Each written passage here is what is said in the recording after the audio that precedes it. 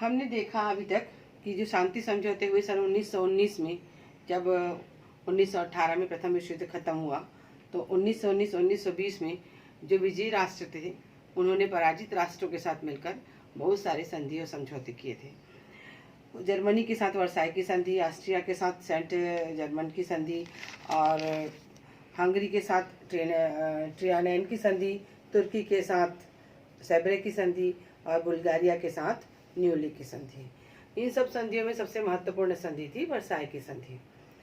युद्ध के बाद किस तरह की स्थिति हो, इसके लिए पहले ही जब 1917 में रूस युद्ध से अलग हुआ, उस समय ही बात हो रही थी, और आसपास के सभी देशों में, बहुत सारे देशों में क्रांतिकारी सरकार उभर कर आने लगी थी। वहाँ क्रांतियाँ होने लगी थी और वहाँ सभी जगह लोकतंत्र की स्थापना की बातें होने लगी थी।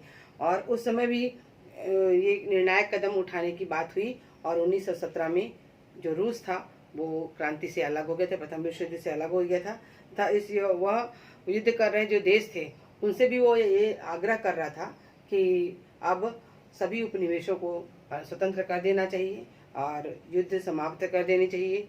जितने उपनिवेशों को बलपूर्वक लिया गया है उनको छोड़ दो, जो रहना चाहते हैं अपने साथ उनको रख लेना चाहिए। तथा ये भी था कि इस युद्ध में जो युद्ध हुआ है उसमें अब किसी भी देश से किसी भी प्रकार का हर्जाना नहीं लिया जाना चाहिए। उसने कहा कि गुप्त संधियां ना हो, जो भी संधियां हो वो सामने हो, प्रकाशित हो, सबको पता चलना चाहिए।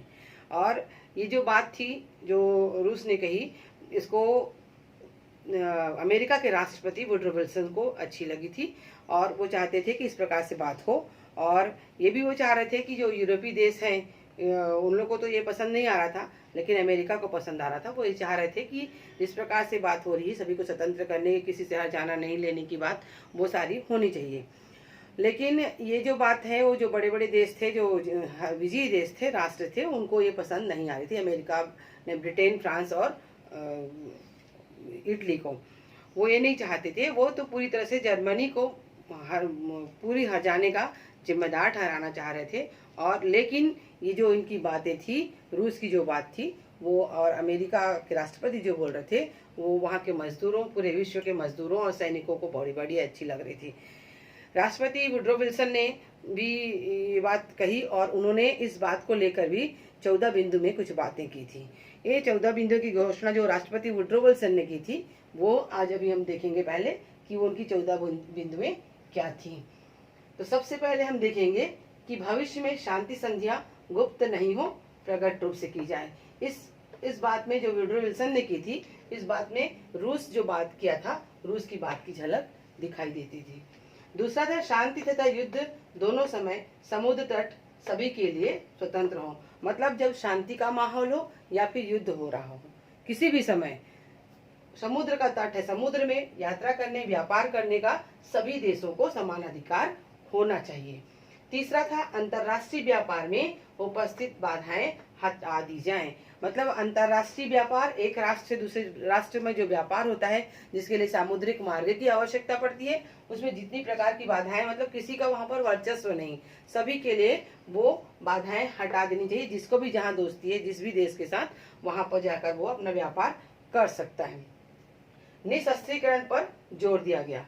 उन्होंने कहा कि शस्त्र निर्माण कम कर देना चाहिए या शस्त्र निर्माण नहीं करना चाहिए, जिससे कि युद्ध की संभावना आगे बढ़े। पांचवा है उपनिवेशों पर निष्पक्ष निर्णय हो। जो भी उपनिवेश जो बनाए गए हैं या किसी को अपने अधिकार में ले लिया गया है, उसको किसी को छोड़ दिया जाए, किसी को नहीं छोड़ दिया जाए, ऐसा ना हो। अगर छोड़ रहे हैं तो सभी को निष्पक्ष रूप से समान अधिकार के साथ फिर उनका निर्णय लेना चाहिए।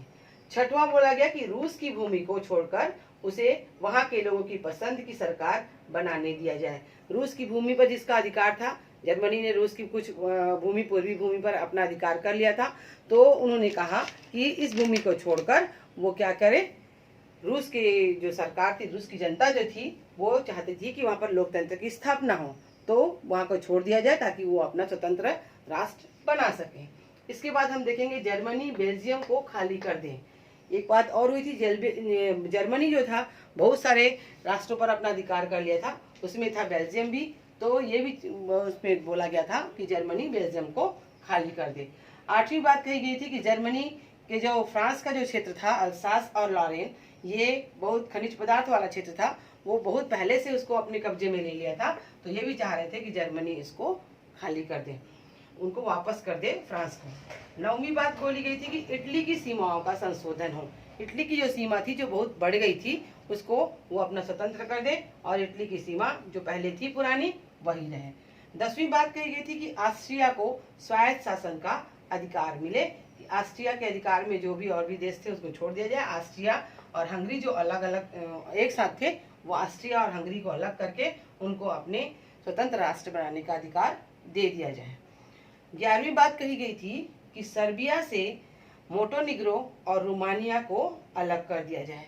सर्बिया के दो जो उपनिवेश थे, इनको ये कहा गया कि सर्बिया को अब अलग कर दिया जाए, वो अपना अपना अलग स्वतंत्र राज्य बनाए और ये जो भी अपना स्वतंत्र सभी उपनिवेशों को स्वतंत्र करने की बात यहाँ पर कही गई थी।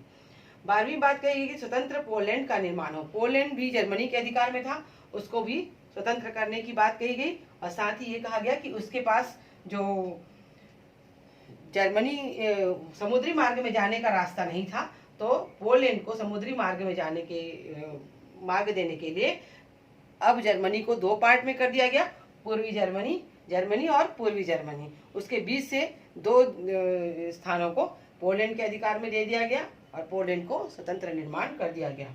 13वीं बात कही गई थी कि बल्कान राज्य का पुनर्गठन हो, बल्कान राज्य का फिर से स्वतंत्र स्थापना की जाए। और 14वीं बात कही गई थी, जो 14 सूत्री कार्य गठन जो बात कही गई थी, उस बिंदु में 14वीं बिंदु थी कि छोटे बड़े सभी राष्ट्रों को समान रूप से राजनीतिक स्वतंत्रता हो। जितने भी राष्ट्र हैं पूरे विश्व में, छोटे बड़े पराजित और या विजयी राष्ट्र, सभी राष्ट्रों को ये कहा गया कि इन सभी राष्ट्रों को राजनीतिक स्वतंत्रता दी जाए, वो अपना स्वयं का स्वतंत्र हो और अपनी प्रादेशिक अखंडता के लिए कार्य कर सकें, इसके लिए बात कही गई थी। और साथ ही ये भी कहा गया था कि एक राष्ट्र संघ की स्थापना की जाए। राष्ट्र संघ की स्थापना करने की बात कही गई थी ताकि उससे फिर कोई भी सभी राष्ट्र मिलकर एक कमेटी बनाए राष्ट्र संघ और उसमें मिलकर सभी काम करें, ये बात कही गई थी।